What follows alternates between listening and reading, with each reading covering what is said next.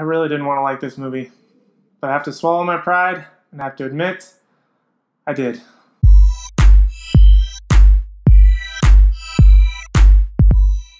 So 2016 seems to be the year of the animal, especially when it comes to Disney. They had a great success with Zootopia, and now Jungle Book later this year. And they seem to be really, really good at this. So in case you missed the other iterations of the Jungle Book, this one is about a young boy named Mowgli, who was raised by the animals of the jungle. He's then sort of followed by this tiger named Shere Khan, who wants him dead because he doesn't fit in with the rest of the animals. So the animals must take him back to the man village in order to save him. Along the way, he has several animal friends, including a jaguar named Bagheera and the lovable bear named Baloo. Like I said earlier, I did not want to like this movie. I was not excited whatsoever when they announced that they were making another live-action Jungle Book. Disney did make another one back in the 90s. That the animals didn't talk, it was just a guy who interacted with them. But I was not excited. There have been tons of iterations of this, both cartoon and live action. I wasn't excited. The Jungle Book was not really ever my go-to Disney movie. I was much more partial to like Aladdin, Lion King, some of the other classics. But this one, I just wasn't excited about it. But holy crap, was this such an amazing movie. Everything about it was so great. The CG was amazing and completely beautiful. The only thing that was not CG in this movie was the kid. And there were points in this movie where I completely forgot that it was CG. It was very, very well done. The voice acting was, in my opinion, a little bit miscast. I'll talk about that in a minute. But other than that, this movie was phenomenal. It was so, so amazing. So this version of the Jungle Book was directed by Jon Favreau, who kind of feels like he's the test director for various franchises. This is the director who did Iron Man 1 and 2, who basically started the whole MCU universe and really set the tone for everything with Iron Man, which was a great success. And he really seems like he takes these ideas that maybe aren't exactly like full-fledged, like everyone's excited about, and then he makes this massive thing that's so amazing and everybody has to get on board with it. And it's just so much fun. For example, it feels like Disney just has this idea that, okay, we've got some of our franchises adapted from the animated classics into live action, such as Alice in Wonderland, which did well enough to get a sequel that's coming out later this year, as well as Cinderella seemed to do really well. So they were like, okay, let's test how the animal franchises do, and let's start with the biggest animal franchise, which is the Jungle Book, filled with tons of animals.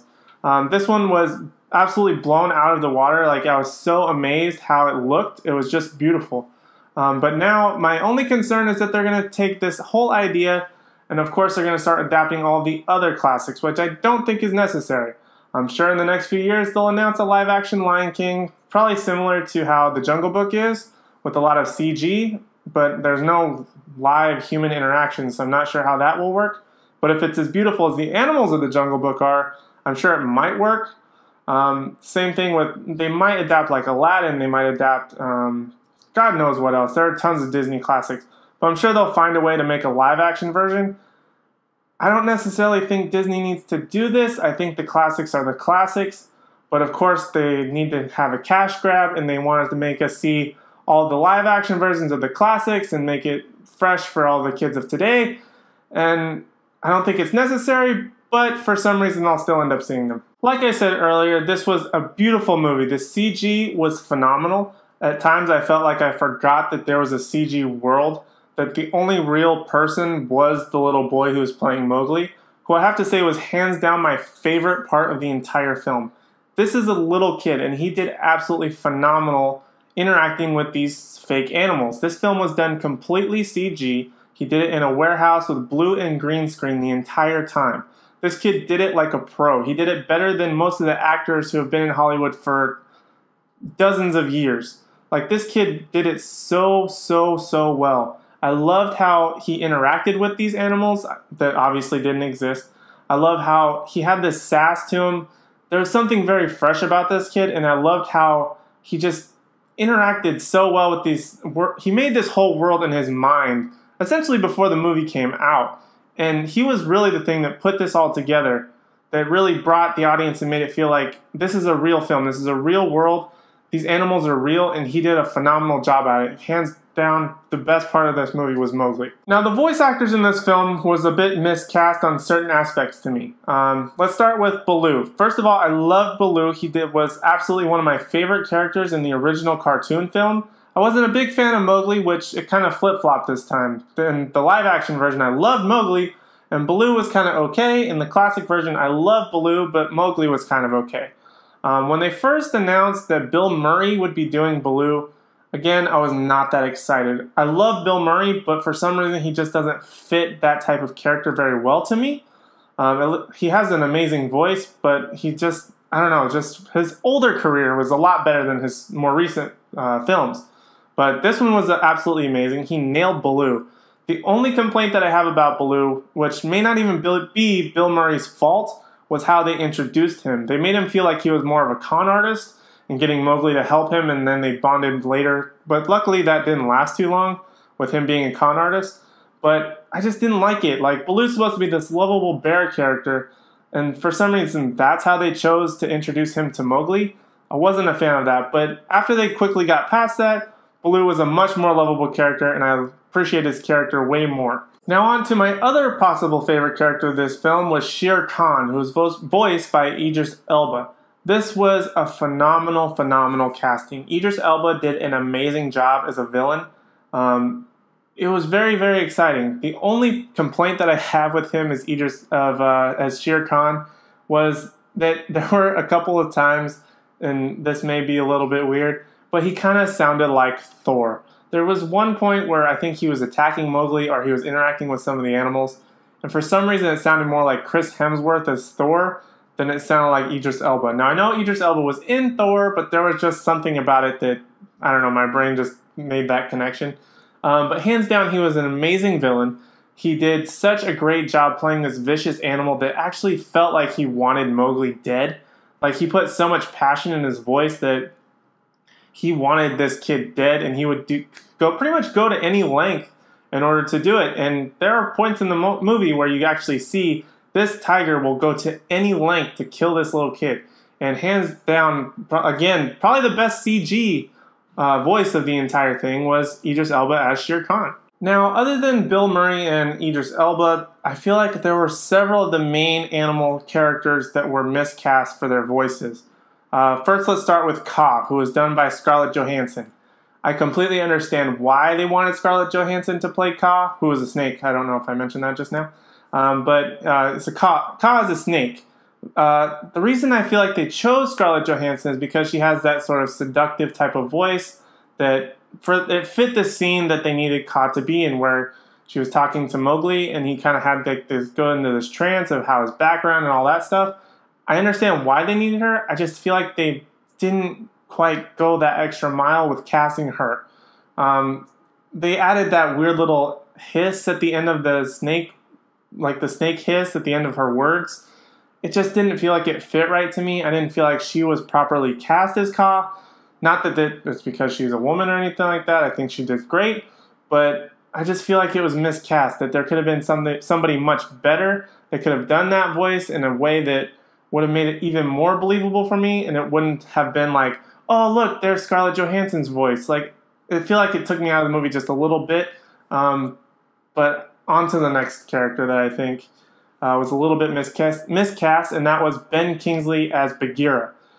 I feel like they just wanted like this older, wiser, English-style voice for Bagheera, but I feel like, I don't know, for some reason, a jaguar just doesn't feel like it should have an English accent. That sounds kind of weird when I say it like that.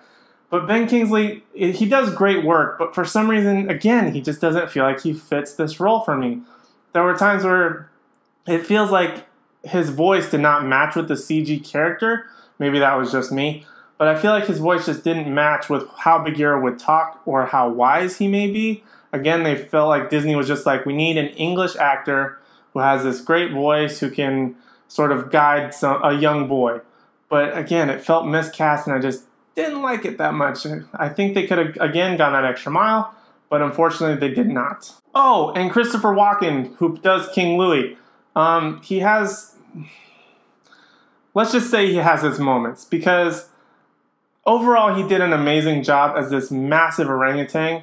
He was extremely intimidating. It was kind of like a Godfather-esque situation, where he was extremely intimidating. He had all of his monkeys and this like massive palace type of thing, and that was really, really cool.